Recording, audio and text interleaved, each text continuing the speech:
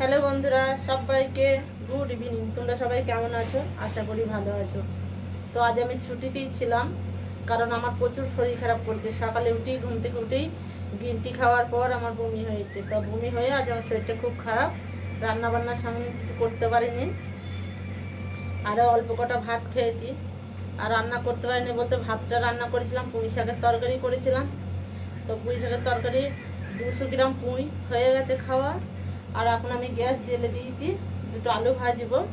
আলুকে একটু ধোয়া আছে এখানে পেটের মধ্যে, তো দুটো আলু ভেজে তারপর ভাত খাওয়া হবে। আর বাবু তো খায়নি, কারণ সকালে নিয়েছিল, ওই ভাতই খেতে পারেনি, ফেলে রেখেছে। আলু ভাজা দিয়ে খাবে। আর সন্ধ্যের দিকে দুটো মাছ নিয়ে আসবো। আর দেখো আমার উন্নাটা এরকম নেওয়া কারণ আমার পেটটাই লাগছে, ওই জন্য আমি এখন নিয়েছি, যাতে এখানে টাইট লাগলে পরে আমার ভালো লাগছে। পেটে যন্ত্রণা করছে, জানি না কেন। তোমার কড়াই হয়ে গেছে, তেল দিয়ে দেবো।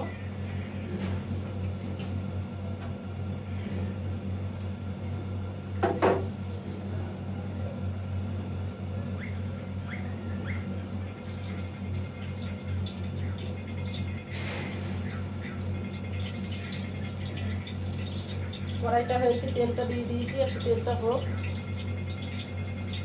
আর আমি এখনই চান করে আসলাম, মাথার চুলগুলো ভিজে, টিপ নেই, কানের নেই, সিঁদুর নেই। তোমরা দেখি বুঝতে পারছো যে আমি স্নান করে আসলাম।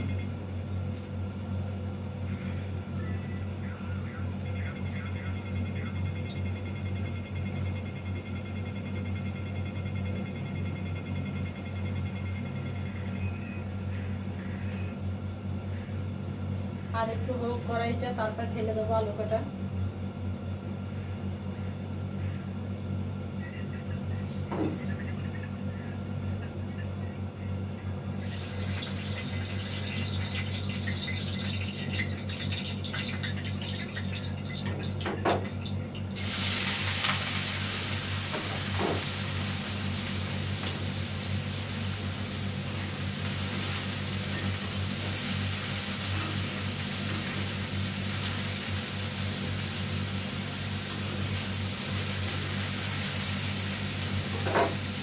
একটু লবণ দিয়ে দেবো, লবণ, লঙ্কা, হলুদ।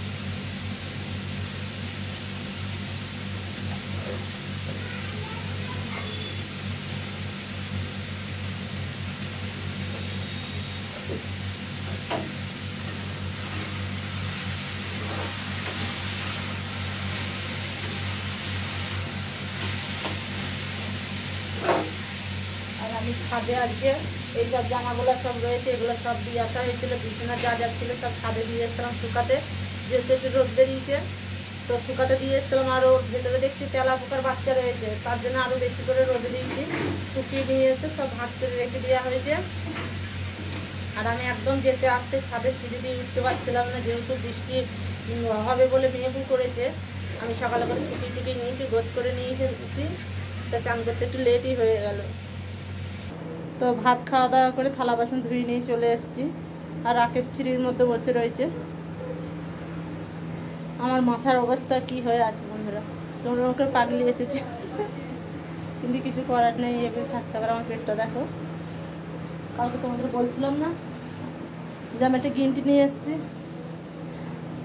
তো একদম আমি খেতে পারছি না, ওইটা খেয়েই বমি হচ্ছে।